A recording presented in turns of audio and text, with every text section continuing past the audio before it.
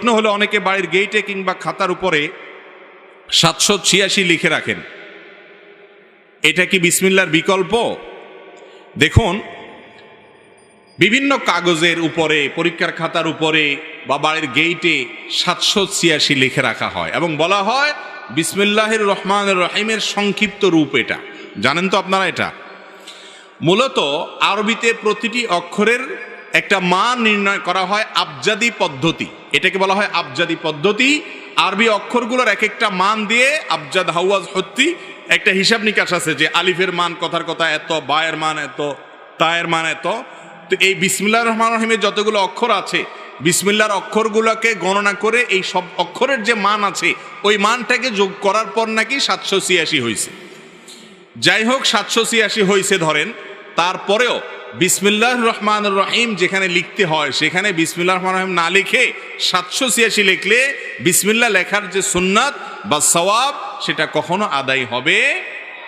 বরং একটা ভয়াবহ বিষয় জেনে রাখেন, আমরা অনেকে জানি না, সেটা হলো যে আবজাদি সংখ্যা, যেটা আরবি বর্ণমালার বিভিন্ন সংখ্যা যে বের করা হয়েছে, এই পদ্ধতিটা একজন ইয়াহুদি দার্শনিক, যিনি গ্রিসে ছিলেন, পিথাগোরাস বলা হতো, এই লোকটা আবিষ্কার করেছে। একজন ইহুদি দার্শনিকের আবিষ্কার, যে লোকটা চরম ইসলাম বিদ্বেষী ছিল, সেই সিস্টেমকে আবিষ্কার করেছে এবং সেটা ইহুদিরাই ধারণ লালন করেছে।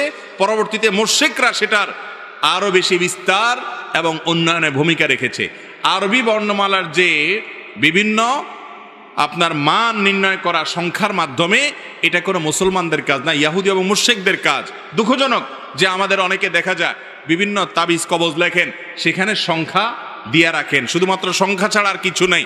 একটা সূরার সংখ্যা, কথার কথা সূরা বাকারা বিশাল বড় সূরা, সূরাগুলোর প্রত্যেকটা, এই সূরার সমস্ত অক্ষরগুলো, বর্ণগুলোর সংখ্যাকে ক্যালকুলেশন করে একটা ফিগার বাইর করলো, কথার কথা এত লক্ষ, এত হাজার, এত।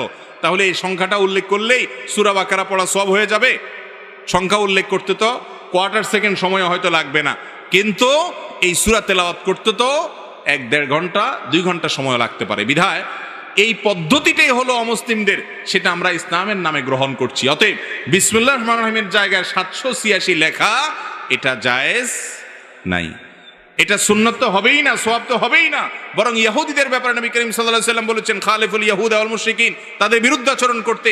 অতএব তারা যে আবজাদি পদ্ধতির আবিষ্কার করেছে সেটা কোনো মুসলমান ধারণ করতে পারে না। দুঃখজনক যে আমাদের অনেক দিনদার মানুষও এগুলো ধারণ করেন, বিশেষ করে তাবিজ কবজে এই সমস্ত সংখ্যাগুলো অনেক ব্যবহার হয়। এগুলো ব্যবহার করার কোনো যৌক্তিক, অন্তত কোরআনের দৃষ্টিকোণ থেকে কোনো যৌক্তিক গ্রাউন্ড থাকতে পারে না। বিধায় 786 না, লিখতে হবে কি বিসমিল্লাহির রহমানির রহিম।